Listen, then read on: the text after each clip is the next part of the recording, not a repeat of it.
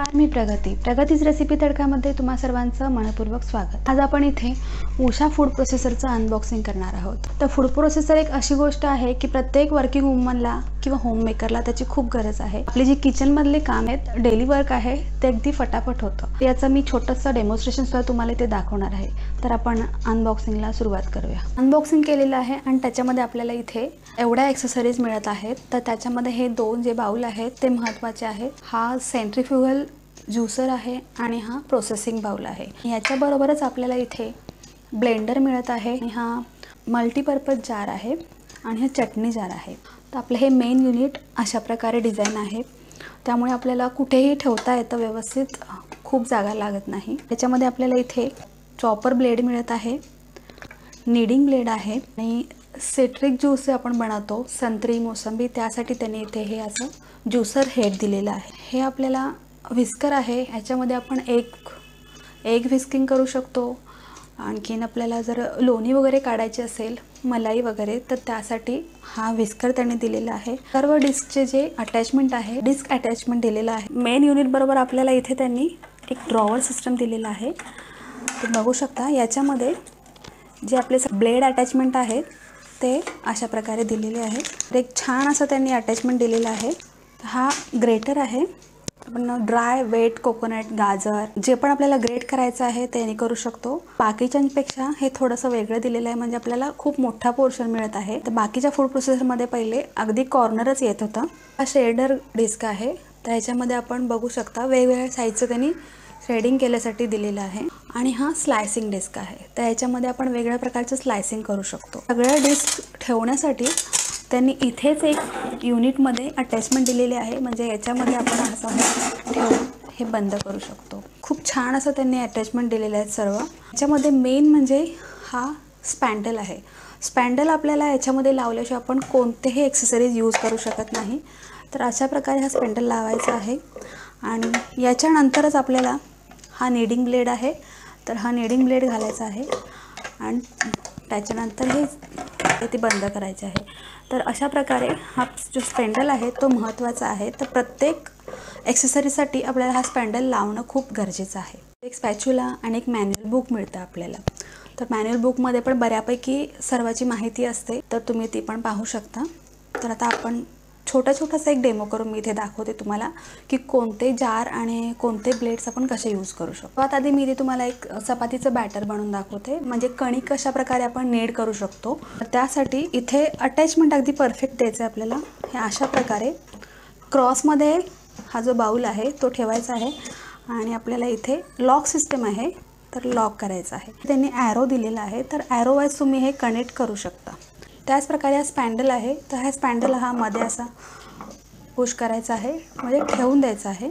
पण कणिक नीड करणार आहोत, म्हणजे आपण चपातीचं पीठ इथे मळणार आहोत, तर त्यासाठी हा नीडिंग ब्लेड आहे, तर तो सुद्धा आपल्याला अशा प्रकारे याच्यामध्ये ठेवून द्यायचा आहे। जसं आपण चपातीचं बॅटर बनवतो तसंच बनवायचं आहे सेम। तर थोडंसं इथे मी तेल घालणार आहे। 2 कपचं बॅटर चपातीचं बनवून घेणार आहे, तर आपल्याला 2 कप बॅटर इथे नीड करून घ्यायचं आहे।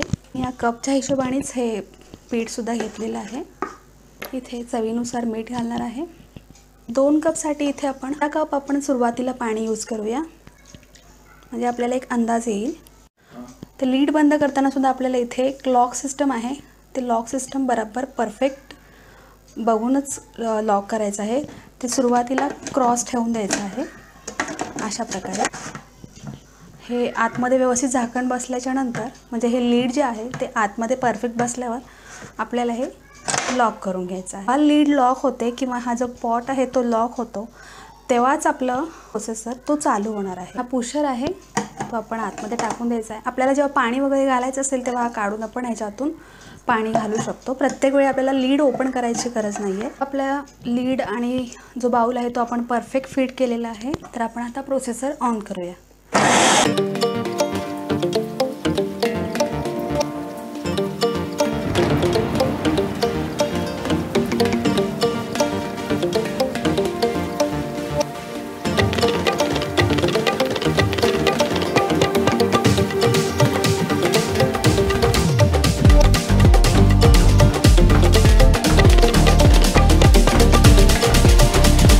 करायची आहे. ज्या डायरेक्शनने आपण बंद केलेली आहे, लॉक केलेली आहे, त्याच डायरेक्शनने आपल्याला हे ओपन करायचे आहे.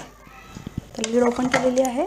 तुम्ही बघू शकता अगदी सॉफ्ट असं पीठ आपलं मळून होतं आणि ते पण अगदी 30 to 40 सेकंडमध्ये आपण हे कणिक आहे चपातीचं ते नीट करू शकतो. तर अशाच प्रकारे आपण दुसरेसुद्धा एक्सेसरीज वापरायचे आहे.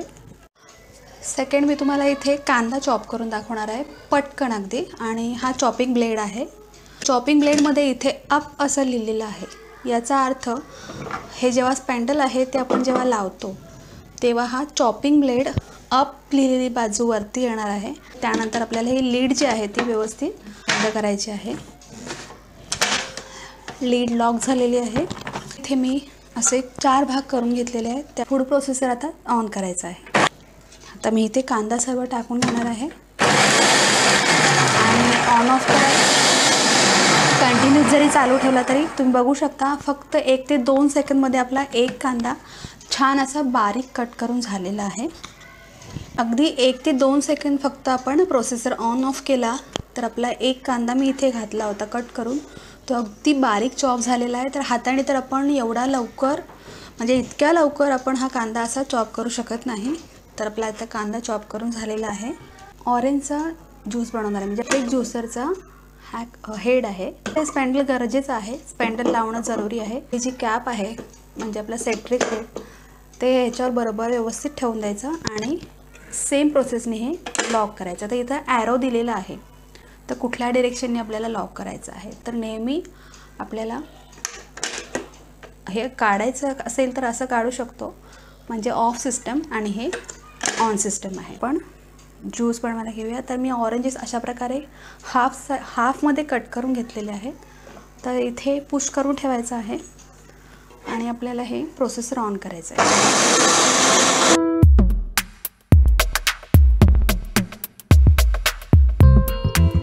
ऑरेंजचा ज्यूस परफेक्ट अगदी झालेला आहे. तुम्ही बघू शकता अगदी सर्व पल्प आपला अगदी मस्तपैकी ज्यूस होऊन जातो. इथे ह्या सर्व बिया वगैरे ज्या आहेत त्या इथे वरच्या बाजूला राहतात म्हणजे आतमध्ये काहीसुद्धा जात नाही.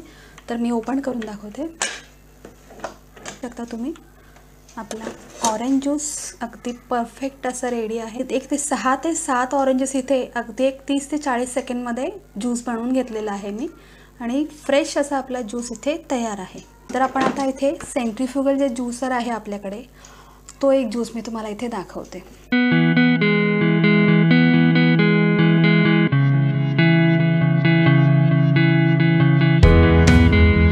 इथे बीटरूट आणि कॅरेट ज्यूस बनवणार आहोत. तर हे सेंट्रीफ्युगल ज्यूसर आहे बाउल आपला.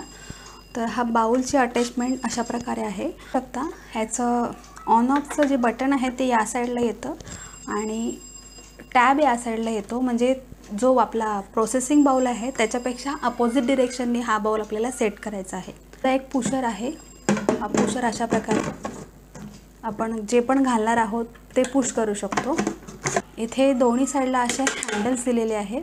हे वर उचलून आपण हे असे ओपन करू शकतो. त्यानंतर हे लीड ओपन करायचं आहे आणि लीड नंतर इथे बघू शकता अशा प्रकारे ही जाळी दिलेली आहे. प्रकारे अटॅचमेंट असते आणि याला खूप इकडे धार असते भरपूर. पल्प जो आहे तो इकडे साईडला सर्व जमा होतो. तर हे आपल्याला व्यवस्थित असं पुश करून इथे सेट करून घ्यायचं आहे.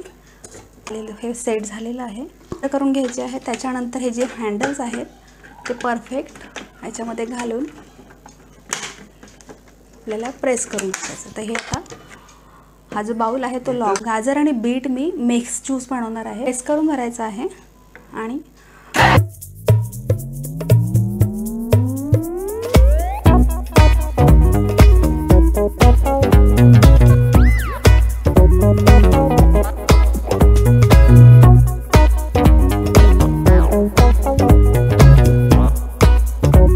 कॅरेट ज्यूस तयार आहे. अगदी फ्रेश आणि याला गाळायची सुद्धा गरज नाही म्हणजे हा गाळून वगैरे अगदी येतो मस्त. ग्रेट करून घेऊया. ग्रेटरने ग्रेट करायचं आहे आपल्याला. तर आहे ते प्रत्येक वेळी आपल्याला या बाउलमध्ये यूज होणार आहे. हे डिस्क दिलेली आहे त्यांनी ग्रेटरची डिस्क सेट करण्यासाठी. तर ही डिस्क आपल्याला परफेक्ट याच्यामध्ये लावून घ्यायची आहे. तर हे अशा प्रकारे सेट करायचं आहे. तर हे सेट झालेलं आहे. आपल्याला ही जी लीड आहे ती परत बंद करून घ्यायची आहे सेम प्रोसेसनी. लॉक झालेलं आहे. ड्राय कोकोनट आहे ते ग्रेट करून बघूया. पीसेस मी करून घातलेले आहे आणि आपण आता प्रोसेसर ऑन करायचा आहे आणि पुशरवर एक हात ठेवायचा आहे, म्हणजे आपल्याला स्लोली हे पुशरने थोडं थोडं पुश करत राहायचं आहे. बघू शकता आपलं कोकोनट अगदी बारीक ग्रेट झालेलं आहे, अगदी स्मॉल साईजमध्ये. तर आपण आता स्लायसिंग करून दाखवत.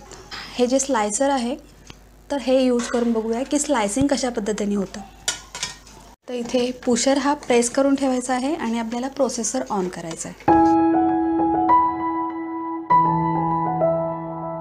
आपला स्लाइस पण किती सुंदर झालेले आहेत. बीटरूटचे स्लाइस आपण केलेले आहेत, कारण ऑनियन वगैरे नॉर्मली पटकन होतं, पण बीटरूटसुद्धा अगदी छान स्लाइस झालेलं आहे. मी तुम्हाला दाखवते ओपन करून. तर इथे बघू शकता अगदी सलाडसाठी वगैरे जर आपल्याला स्लायसिंग हवं असेल तर एकदम सुंदर परफेक्ट असं स्लायसिंग होतं. आणि नॉर्मली अगदी 2 to 3 सेकंडमध्ये एक बीटरूट आपण स्लाइस करून घेऊ शकतो. उषा फूड प्रोसेसरचं डेमॉन्स्ट्रेशन आपलं कंप्लीट झालेलं आहे. तुम्ही बघू शकता अगदी कमी वेळात मी तुमच्यासोबत शेअर केलेलं आहे. आणि तुम्हाला हे प्रॉडक्ट जर आवडलं असेल तर त्याची लिंक मी डिस्क्रिप्शन बॉक्समध्ये दिलेली आहे आणि याच्यासारखी सेम प्रॉडक्टचे लिंकसुद्धा मी डिस्क्रिप्शन बॉक्समध्ये दिलेली आहे, तर तिथून तुम्ही परचेस करू शकता. तर उषा फूड प्रोसेसर 3811 याची लिंक डिस्क्रिप्शन बॉक्समध्ये दिलेली आहे. तर याची रिसेंट प्राईस आहे 10,400 जर तुम्ही ॲमेझॉनवरून परचेस केला तर. प्रकारे फूड प्रोसेसरचे दुसरे ब्रँड्सवर तुम्हाला हवे असतील तर त्याचीसुद्धा लिंक मी डिस्क्रिप्शन बॉक्समध्ये दिलेली आहे, तर तुम्ही तिथून परचेस करू शकता. उषा फूड प्रोसेसरचा अनबॉक्सिंगचा व्लॉग तुम्हाला कसा वाटला ते मला नक्की कमेंट करून सांगा. आणि तुम्ही माझं चॅनल अजूनही सबस्क्राईब केलं नसेल तर सबस्क्राईब करा, लाईक करा, शेअर करा आणि बेल आयकॉन प्रेस करा, जेणेकरून नवीन नवीन रेसिपीचे व्हिडिओ जेव्हा मी अपलोड करत असते तेव्हा त्याचे नोटिफिकेशन तुम्हाला मिळत जातील. धन्यवाद.